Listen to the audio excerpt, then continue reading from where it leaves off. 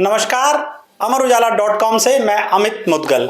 लोकसभा चुनाव का परिणाम लगभग सामने आ चुका है। तस्वीर एक तरह से बिल्कुल साफ हो चुकी है। सबसे बड़ी बात यह है कि जो उम्मीद की जा रही थी, सब अपने अपने कयास लगाए जा रहे थे, उसके उलटफेर ये पूरा परिणाम सामने आ रहा है। उत्तर प्रदेश इस चुनावी समीकरण में बिल्कुल अलग अंदाज में नजर आया। परिणाम जिस तरह से निकल रहे हैं, उत्तर प्रदेश ने पूरे देश को चौंका दिया है। हम बात करेंगे अमर उजाला लखनऊ के संपादक विजय त्रिपाठी जी से। इस बदलाव के, इस नई बयार के 7 कौन से अहम बिंदु रहे हैं, अहम कारण रहे हैं, जिसने इस पूरे कहानी को एक अलग अंदाज में पेश कर दिया है। सर, क्या मानना है कि जिस तरह से चुनावी परिणाम की तस्वीर सामने आई है कि इंडिया गठबंधन उत्तर प्रदेश में लगभग 43 सीटों पर आगे है और बाकी बीजेपी 33 सीटों पर सिमट रही है, क्या इसका मुख्य कारण, आप 7 बिंदुओं में से क्या क्या मुख्य आपको लगता है, कौन से हैं? छोटे छोटे कारण हैं, कई सारे कारण हैं जी। एक प्रमुख कारण प्रत्याशियों का सटीक चयन न होना भी है। एक कहीं ना कहीं ये कॉन्फिडेंस या ओवर कॉन्फिडेंस कह लें या एरोगेंसी कह लें कि ये रहा कि ठीक है, जिसे भी टिकट देते हैं हम जिता ले जाएंगे। एक कहीं ना कहीं किसी स्तर पर एक ये धारणा रही है कि हमारी ऐसी लहर है, हमारी ऐसी हवा है, हमारे पास इतना बड़ा ब्रांड है, उसकी ऐसी चमक है जिसके बूते हमारा बेड़ा पार हो जाएगा, हम जिता ले जाएंगे। एक ये गड़बड़ी रही। इसके उलट इंडिया गठबंधन ने अपने प्रत्याशियों का चयन बड़ा सोच समझकर इक्वेशन को ध्यान में रखते हुए किया है जी। हर बार जैसे मुस्लिम और यादव सपा से ज़्यादा टिकट पाते थे अपनी आबादी के अनुपात में, इस बार वो चीज़ नहीं दिखी, वो अतिरेक नहीं दिखा। इन्होंने टिकट कम किए और उसके बजाय टिकट ओबीसी के कोटे में इन्होंने बढ़ाए, दलितों को भी दिए। तो ओबीसी वाला जो कार्ड है वो अखिलेश ने कहीं ज़्यादा समझदारी के साथ खेला। एक कारण तो ये रहा। दूसरा कारण ये भी रहा कि अंडर करंट कुछ ऐसे मुद्दे थे जिन पर बात नहीं हुई, जिन्हें एड्रेस नहीं किया गया। शायद वो महंगाई है, शायद वो बेरोजगारी है, जिन्हें कहीं सत्ता पक्ष की तरफ से नहीं छुआ गया। विपक्ष ने जरूर इसे बार बार उठाया है, ठीक है ना। तो वो कहीं नाराज़गी अंदर खाने रही, उस तह तक ये लोग नहीं पहुंच पाए।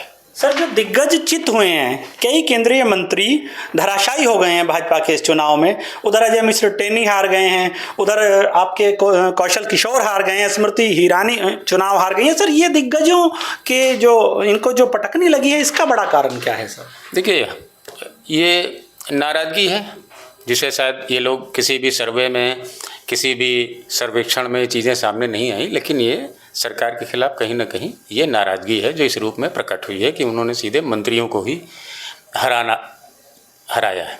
दूसरी बात ये भी एक प्रमुख कारण इनका कि संघ के स्वयंसेवक पूरे मनोयोग से इसमें नहीं जुटे हैं, जैसा आमतौर पर हर चुनाव में रहता है। संघ पर्दे के पीछे बहुत बड़ा रोल अदा करता है, वो रणनीति बनाता है और उसको अंजाम तक पहुंचाता है। बड़ी उसकी वैज्ञानिक तरीके का कामकाज है। वो नाराज़ रहा है। बीच चुनाव कुछ ऐसे बड़े जिम्मेदार नेताओं के बयान आए कि अब हमें संघ की ज़रूरत नहीं है, हम सक्षम हो गए, अपने पैरों पर इतना खड़े हो गए हैं कि अब हमें संघ की ज़रूरत नहीं रही। ऐसे इंटरव्यू चुनाव के दौरान आना कहीं ना कहीं स्वयंसेवकों को आहत किया है। वो लोग मन से नहीं जुटे और मन से न जुटने का ये भी नतीजा एक दिखा। कहीं कहीं संगठन के लोगों की भी नाराज़गी रही है, उचित प्रत्याशी ना होना या प्रत्याशी चयन में उनकी कोई राय न लिया जाना, उनकी राय को दरकिनार किया जाए। कई ऐसी सीटें हैं कि जहां पर आप अमेठी में अगर स्मृति ईरानी हारी हैं तो एक बड़ी वजह उसकी ये भी थी कि संगठन के लोग भी उनके साथ में नहीं जुटे हैं। जी, बातचीत का क्रम जारी रखेंगे। सर, राम मंदिर को लेकर भाजपा बहुत आश्वस्त थी, लेकिन अवध की सीटों पर जबरदस्त प्रभाव इसका दिखा और विपक्ष को इसका लाभ मिला। क्या मानते हैं सर, ये राजनीति, इनका समीकरण कितना विश्वसनीय? राम मंदिर मुद्दा जब चरम पर था तब शायद चुनाव होते तो लाभ मिल सकता था 3 महीने पहले। उस समय बिल्कुल एक आंदोलित रूप में ये प्राण प्रतिष्ठा के समय बहुत ज़बरदस्त इसका असर था, इवन कि साउथ तक में था। लेकिन चुनाव होते होते वो धीमा पड़ गया और इसका कारण ये रहा कि अयोध्या मंडल की सभी सीटें बीजेपी हार गई है। मतलब मंदिर अयोध्या में ही नहीं मंदिर मुद्दा उठ पाया, जबकि इसे लगातार जो है सभाओं में उठाया गया है। सर, मंडल कमंडल की राजनीति इस नए रूप में सामने आई है, क्या कमंडल पर मंडल भारी पड़ता नजर आया इस चुनाव में? जी बिल्कुल। धर्म ध्रुवीकरण करने की कोशिश की गई बहुतेरी। पहले चरण के बाद से ही दिग्गज नेताओं ने वो मुस्लिम जनसंख्या वृद्धि दर, मंगलसूत्र, बड़े बड़े कारण उठाए और उसको ध्रुवीकरण की कोशिश हुई, लेकिन वो नहीं रहा। जाति का जोर कहीं ज़्यादा असरदार रहा है और ओबीसी इस चुनाव में बहुत अपनी उसने ताकत मनवा दी है। आगे के चुनाव में भी ओबीसी को केंद्र में रख के ही लोगों को रणनीतियाँ बनानी पड़ेंगी। क्या दलित वोटर शिफ्ट हो रहा है सर? इस परिणाम को देखकर ये लग रहा है क्या? जी, दलित वोटर पिछली बार भी शिफ्ट हुआ था, इस बार भी काफ़ी हद तक शिफ्ट हुआ है और रिवर्सल भी हुआ है, रोल रिवर्सल हुआ है कि जहां वो पिछड़ों के साथ में नहीं जाता था, पिछड़ों से उसकी नहीं ऐसा माना जाता है कि पटरी बैठती, लेकिन इस बार वो कहीं ना कहीं अलायंस के कैंडिडेट के साथ में भी गया है। विपक्ष जहां खूब चुनावी डुबकी लगा रहा है तो वहीं बसपा जीरो पर खड़ी है।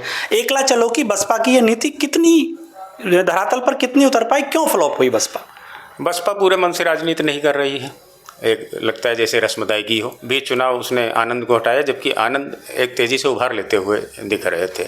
तो बसपा की से जो दलित वोटर है वो भी शायद दिख रहा है कि अब इधर वोट देने का अर्थ नहीं है, शायद अपना वोट उसे कहीं और देना चाहिए, उस वोट को थोड़ा सार्थक करना चाहिए। बहुत से ऐसे सवाल हैं जिन पर चर्चा है, कहीं मंडल कमंडल की राजनीति रंग लाई, कहीं तमाम मुद्दे रहे। सियासत की इस लड़ाई में का जो नया परिणाम सामने आया है वह बहुत चौंकाने वाला रहा। आप जुड़े रहिए अमरउजाला.com से। अगर आप ये वीडियो YouTube पर देख रहे हैं तो हमारे चैनल को सब्सक्राइब करें और बेल आइकन को दबाना ना भूलें। अगर आप Facebook पर ये वीडियो देख रहे हैं तो हमारे पेज को लाइक करें।